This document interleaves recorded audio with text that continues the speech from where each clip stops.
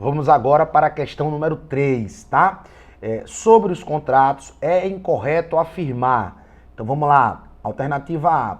Nos de execução, ou seja, nos contratos de execução continuada, o que são esses contratos? São aqueles contratos que chamados de trato sucessivo, ou seja, que nós temos várias prestações a serem pagas. Então, no contrato de locação, você paga o aluguel, né, por vários meses, ou seja, é um contrato de execução continuada ou trato sucessivo, são sinônimos, tá? Então, nos contratos de execução continuada, se a prestação de uma das partes se tornar excessivamente onerosa em virtude de acontecimentos extraordinários e imprevisíveis, poderá o devedor pedir a resolução do contrato. Verdadeiro, nós vimos e já tratamos disso, que as duas hipóteses hoje do nosso Código Civil para revisão ou resolução do contrato é a teoria da imprevisão, lá no artigo 317 do Código Civil, ou a teoria da onerosidade excessiva, artigo 478 do Código Civil. Qual é a diferença básica entre a teoria da imprevisão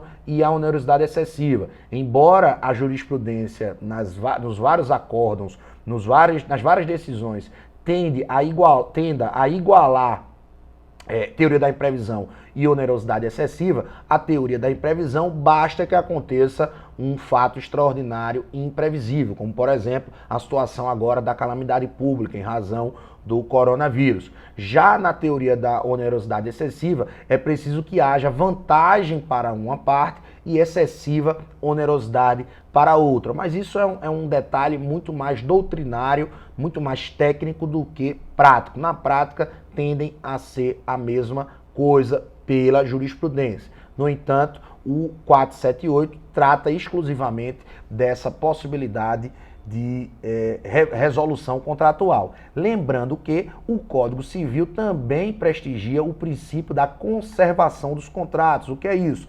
É que a parte pode sim pedir a resolução do contrato ou a revisão do a resolução do contrato, mas o julgador, o juiz, o judiciário tem que preferir manter o contrato e alterar pontualmente aquela cláusula ou aquela estipulação contratual que seja que cause a onerosidade excessiva, como por exemplo o valor do aluguel. Então, se você tem um contrato de aluguel em razão do coronavírus e você pede a resolução do contrato, ou seja, o fim do contrato, o magistrado vai analisar o caso concreto e, ao invés de determinar o fim do contrato, em razão do princípio da conservação dos negócios jurídicos, vai optar por reduzir o valor do aluguel, tirar os juros e a multa em razão, por exemplo, dessa situação do coronavírus. Então, a alternativa A está correta, então não é a alternativa que a questão está pedindo. Alternativa A, artigo 478 do Código Civil.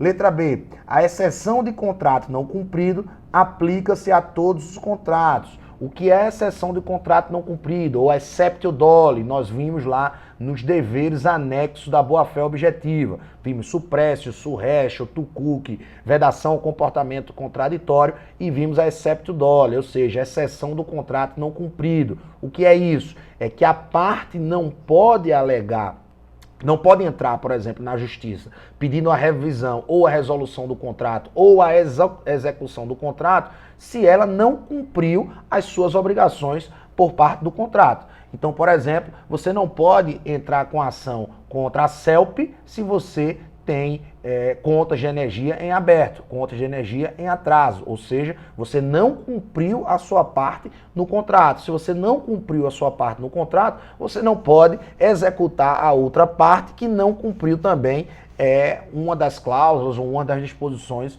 contratuais. Então, o artigo 476 do Código Civil estipula que essa exceção do contrato não cumprido se aplica apenas aos contratos bilaterais, tá? Então não se aplica a todos os contratos. Nos contratos unilaterais não há que se falar em exceção do contrato não cumprido. Então, resposta incorreta, letra B, em razão do 476, que já estipula que esse tipo de violação da boa-fé objetiva só pode ser alegada em razão dos contratos bilaterais, tá?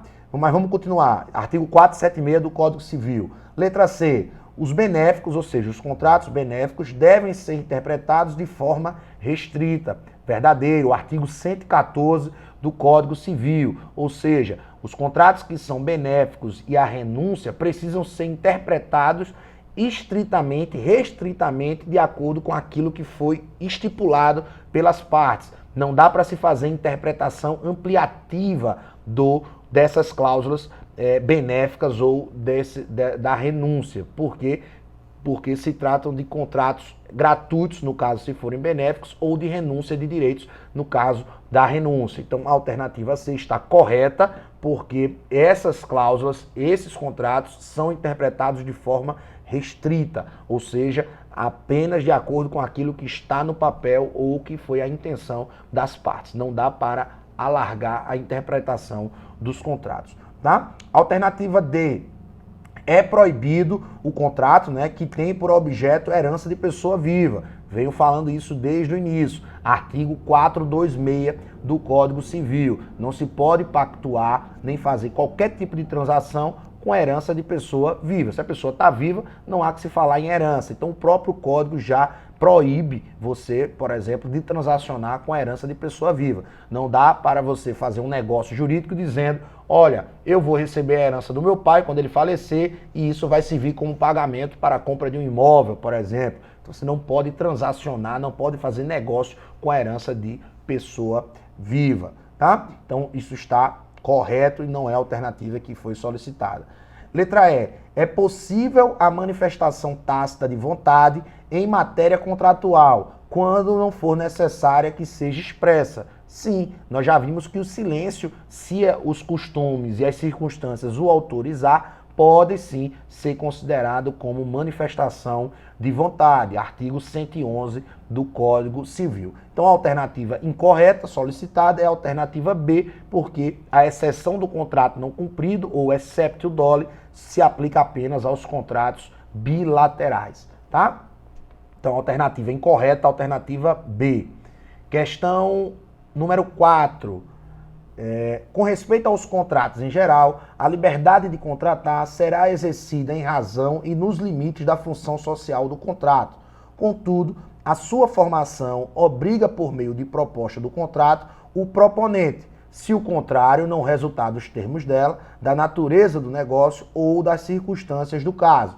O mesmo diploma legal trata da forma em que a proposta deixa de ser obrigatória. Assim preceitua o Código Civil de 2002. Então, a questão aqui está tratando da formação dos contratos. Então, já está falando da proposta. E nós vimos que a proposta, ela vincula as partes. O que é que interessa para o Código Civil? Analisar as hipóteses de exceção, ou seja, quando a proposta deixa de ser obrigatória por parte do proponente. Então, vamos lá. Com base nessas informações, em qual alternativa está o dispositivo legal em que a proposta do contrato perde a sua obrigatoriedade? As hipóteses em que a proposta deixa de ser obrigatória estão lá prescritas no artigo 428, 428 do Código Civil. Então vamos analisar. Letra A. Se feita com prazo e a pessoa ausente, após 30 dias não reconhecer. Se feita com prazo e a pessoa ausente após 30 dias não reconhecer firma da assinatura em cartório. Falso. O artigo 428 não trata dessa situação em específico. Letra B. Se após a assinatura o proponente não demonstrar interesse no negócio por questões particulares, também não é causa de deixar a proposta de ser obrigatória. Então, falso também, alternativa B. Letra C, se antes dela ou simultaneamente chegar ao conhecimento da outra parte a retratação do proponente. Verdadeiro, está lá no artigo 428. Ou seja, se a parte apresenta uma proposta para a outra parte, mas antes dessa proposta chegar ao conhecimento daquela outra parte, daquele outro contratante, chegar a uma retratação daquela proposta, ela deixa de ser obrigatória, ou se chegar simultaneamente, tá? Se essa retratação chegar após a proposta ter tido conhecimento, né, por parte daquele outro contratante, a proposta continuará assim ser obrigatória. Então, se eu faço o anúncio, uma proposta de compra e venda de um determinado imóvel para Glauco, e aí antes dessa proposta chegar, foi através de uma carta, de um AR, antes dessa proposta chegar, eu ligo para a Glauco ou eu mando e-mail ou eu faço uma notificação extrajudicial através do cartório, entrego em mãos a Glauco, informando que aquela proposta não é mais válida. Então, essa proposta deixa de ser obrigatória. Mas qual é o detalhe? É que essa retratação, ela precisa chegar ou antes ou simultaneamente à proposta inicial apresentada. Então, a alternativa C é a alternativa correta, porque tem lá a previsão no artigo 428 das hipóteses em que a proposta deixa de ser obrigatória. Letra D, se o proponente tiver efetuado a contratação através de algum meio de comunicação, fato que considera a ausência. Não, é possível que as propostas sejam feitas também por meio de comunicação, não há óbice algum em relação a isso. Então, a alternativa C é a alternativa correta dessa quarta questão.